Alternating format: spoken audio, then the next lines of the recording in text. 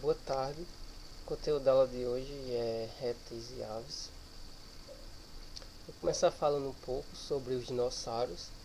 Esses animais surgiram há aproximadamente 300 milhões de anos na era paleozoica e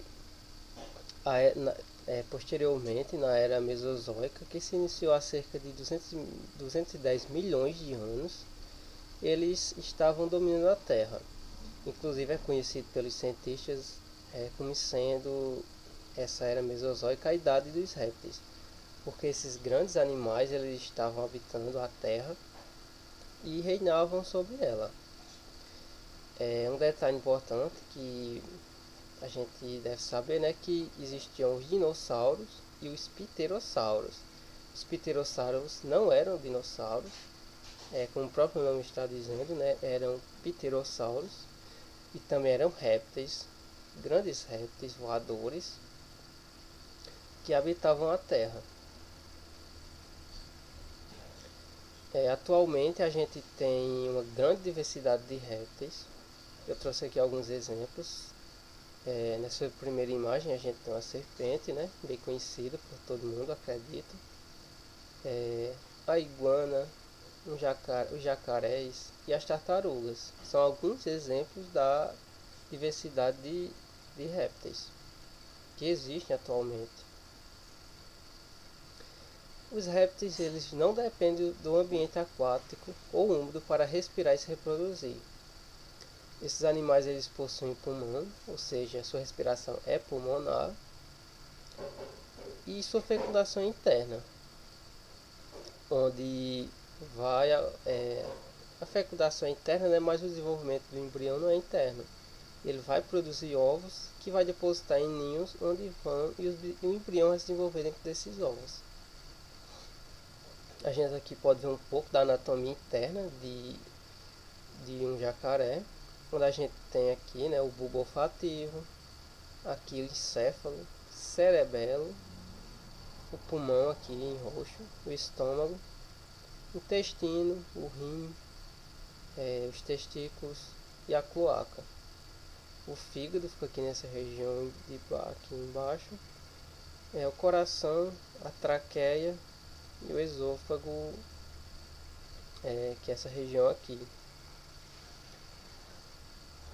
Os ovos geralmente são depositados em ninhos, como eu já mencionei, né? Os répteis são animais de desenvolvimento direto, ou seja, o indivíduo jovem é bem semelhante ao adulto, diferentemente de uma borboleta, por exemplo, que é um artrópode, né? E ela nasce de uma larva que vai se desenvolver e vai se tornar um adulto bem diferente do juvenil. A temperatura do ninho é importante na determinação do sexo desses animais, como por exemplo aqui as tartarugas, que a gente sabe que a depender da temperatura vai ocorrer a maior produção de machos ou de fêmeas, onde a gente tem temperaturas mais elevadas, apresentando maior número de fêmeas, e as temperaturas mais baixas, maior número de machos. A temperatura do ninho é importante, né? Eu já mencionei, né? E algumas espécies são vivíparas, como eu já falei, que os répteis botam ovos, sua grande maioria botam ovos, só que nem todas as espécies, há exceções, né? Como por exemplo algumas espécies de serpentes, que o indivíduo jovem se desenvolve dentro da mãe e quando estiver totalmente formado ele nasce. Coloquei isso de imagem aqui, né, só para demonstrar isso. Essas espécies aqui eram espécies que botavam ovos, né, então as serpentes estão nascendo dos ovos. Enquanto aqui desenvolve dentro da mãe. Os répteis são ectotérmicos. Eles necessitam de fontes externas de calor, que como a energia do Sol e as superfícies aquecidas do solo.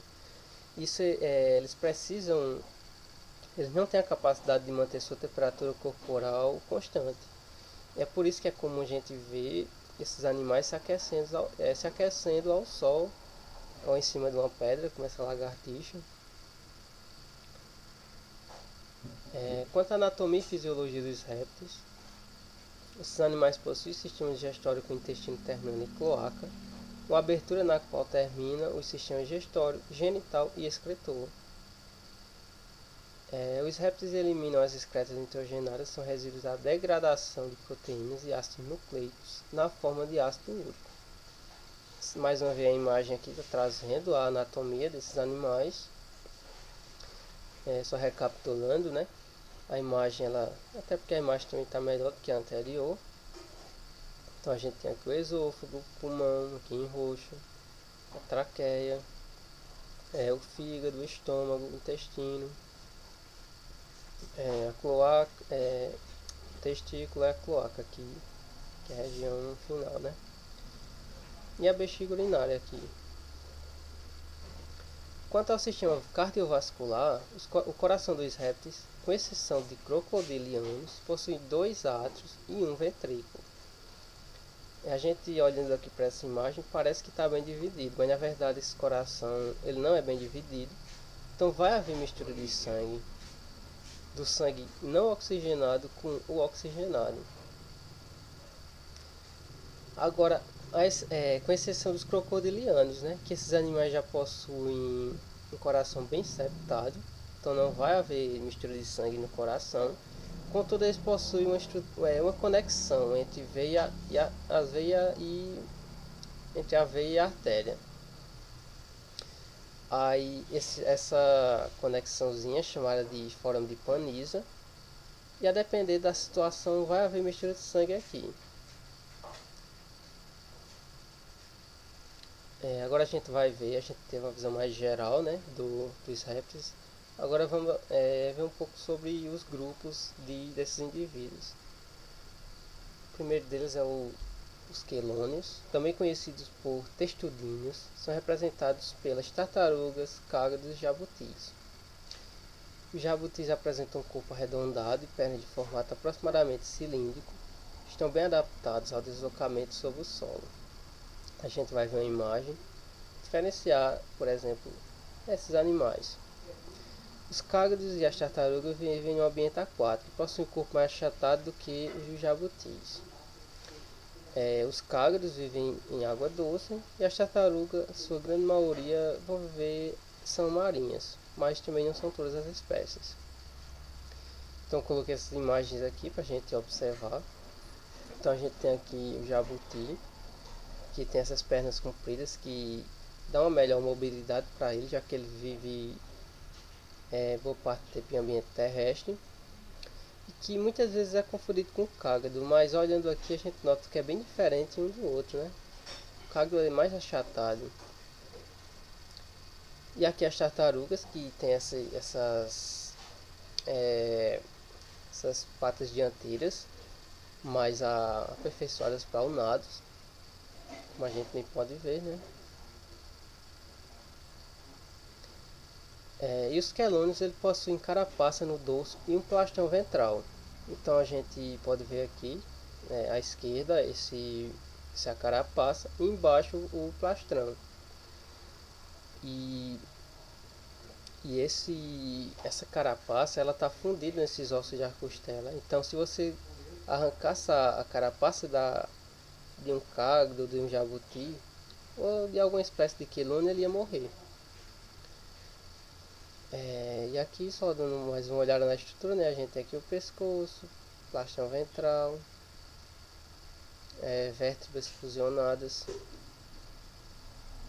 Agora um outro grupo de répteis são os crocodilianos, que nesse grupo de crocodilianos a gente tem o que? Jacarés, crocodilos, aligátoros e gaviais. Os crocodilianos possuem escamas e placas ósseas em sua pele. E os jacarés e aligátoros pertencem à mesma família e são animais que habitam em água doce. A gente olhando aqui, né, um jacaré, um crocodilo e um aligator, eles são bem parecidos e muitas vezes pode ser um pouco complicado diferenciar um animal do outro. Depende da pessoa, né, porque um especialista ele já deve ter um olho mais aprimorado para identificação. E a outra espécie é o gavial. O gavial ele é bem diferente, né? das outras espécies. Ele possui esse focinho, essa boca comprida e cheia de dentes. Só que olha, isso é bem fina. Até dificulta a alimentação do animal. Então ele não pode engolir presas grandes. Fica difícil para ele, né? E sua dieta é principalmente de peixes e carcaças de animais mortos. Um outro grupo é os rincocéfalos. São representados por duas espécies do gênero Sphenodon, conhecidos por tuataras. Apresentam características que estavam presentes nos répteis primitivos, como uma linha de escamas eretas dorsais. Como a gente olhando aqui nessa imagem, né, pode ver essa linha de escamas dorsais. Vão ser encontrados somente nas ilhas da Nova Zelândia. São animais de sexos separados e fecundação interna. Mesmo assim, apesar da fecundação interna, o macho não possui o pênis. Escamosos, a gente agora é um outro grupo, né? E dentro de escamosos a gente vai ver esses grupos aqui.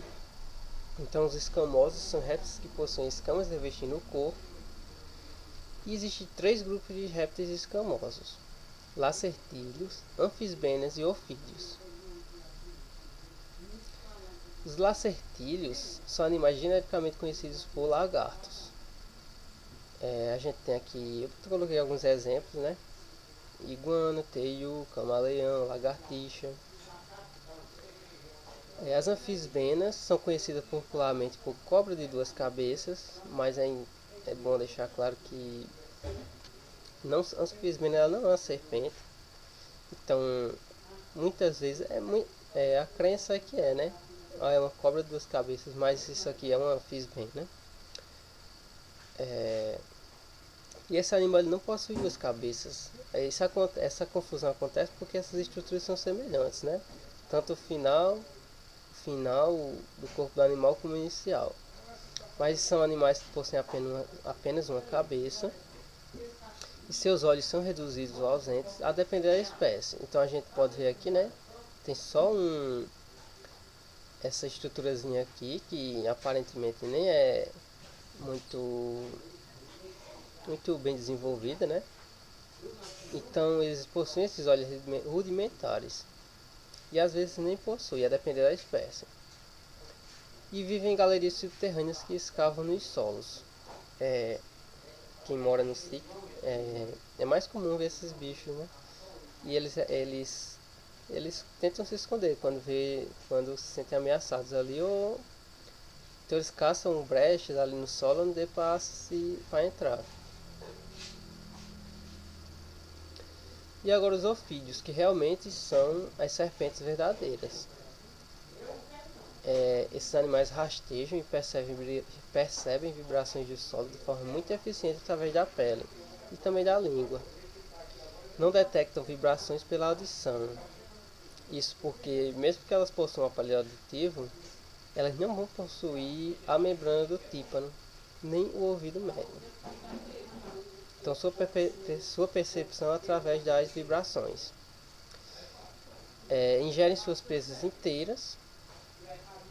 E muitas vezes elas usam sua peçonha para imobilizar a presa. Agora a gente vai ver um pouco sobre as aves. As aves mantêm relativamente constante a temperatura do corpo, sendo por isso chamadas de homeotermos. Só um minuto aqui, por favor. Retornando aqui, a gente vai continuar vendo sobre as aves, né? Como eu já falei, elas mantêm relativamente constante a temperatura do corpo, sendo por isso animais homeotermos, e endotérmicos. Endotérmicos porque a temperatura do corpo é mantida graças a reações internas de metabolismo. Ou seja, elas que, através das reações de metabolismo, elas conseguem manter a temperatura constante do corpo. Que é uma característica que também existe em outras espécies, como a espécie humana, por exemplo, que a gente tem essa capacidade de manter a temperatura do corpo constante. E já o réptil não vai ter essa capacidade, ele precisa se aquecer ao sol, em superfícies quentes. Então, as aves são animais homeotermos e endotérmicos. Homeotermos, por ter essa capacidade de manter a temperatura constante, né? Endotérmicos, porque seu organismo tem essa capacidade de produzir calor. Só que devido a isso, a alimentação ela ocorre em intervalos relativamente pequenos de tempo, que há um grande gasto de energia para manter essa temperatura do corpo constante. Quanto ao sistema circulatório, o coração possui 2 átrios e 2 ventrículos, que vão estar completamente separados. O coração das aves é bem septado. E a circulação sanguínea é dupla. O sangue passa 2 vezes pelo coração e uma volta completa pelo corpo. Então, olhando aqui nessa imagem, né, a gente vê que o sangue ele chega pobre em oxigênio, contendo e rico em gás carbônico, no caso, né? E ele entra através do átrio direito. Do átrio direito ele vai passar para o ventrículo direito e aí ele vai seguir para o pulmão.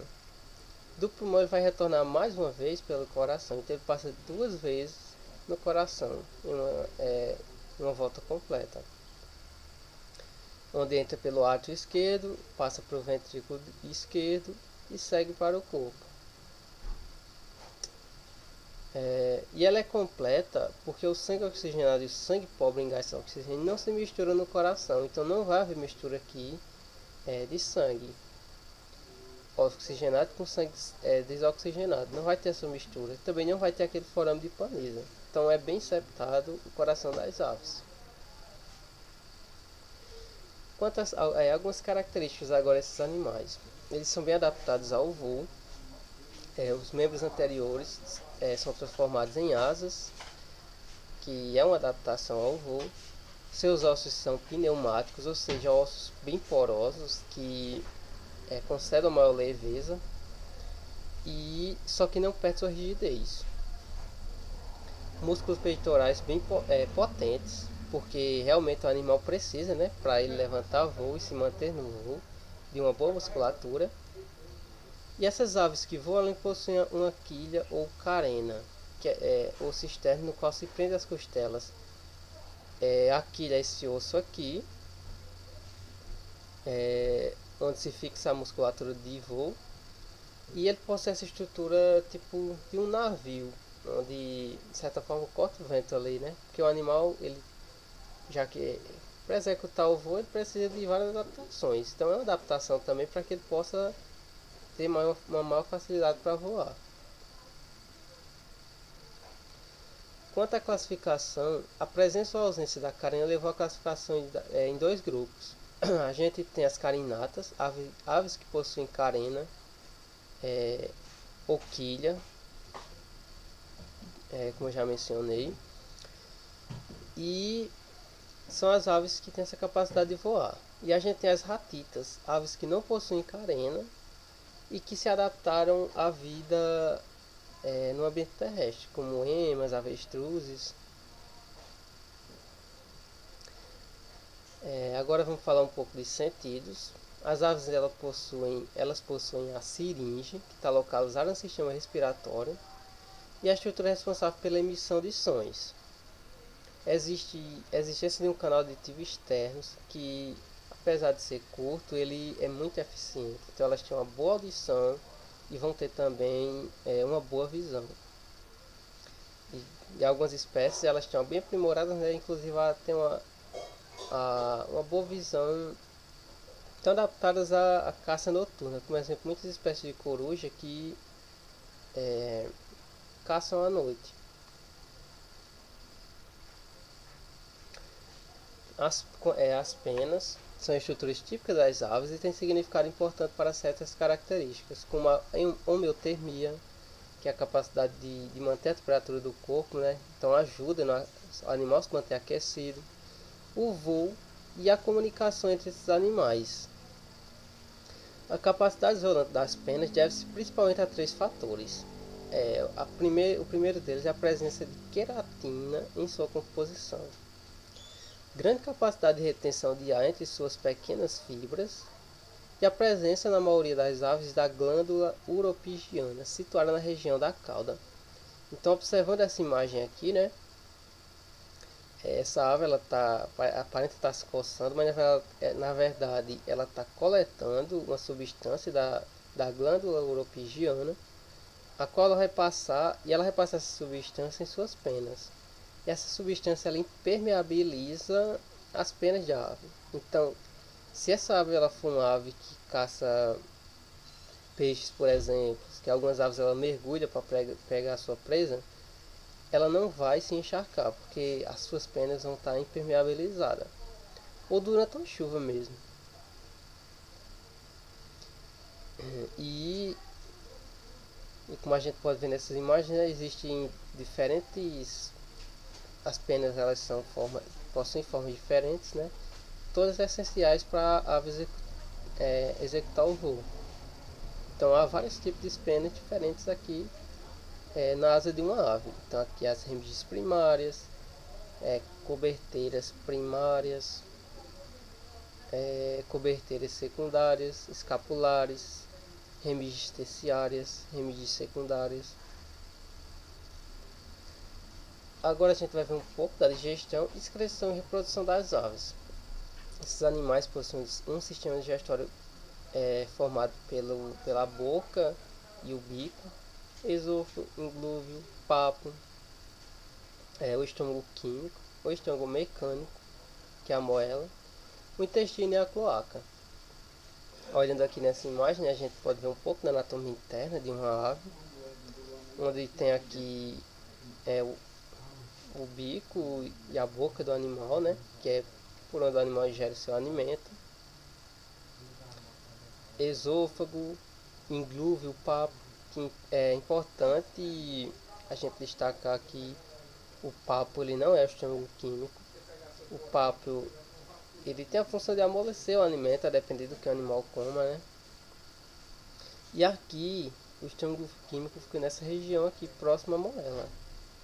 Então aqui é o estômago químico e aqui a gente vai ter o estômago mecânico, que é a moela. Aqui o intestino e a cloaca. E a gente também pode ver alguns outros órgãos aqui, né? O rim, o encéfalo, o fígado aqui embaixo.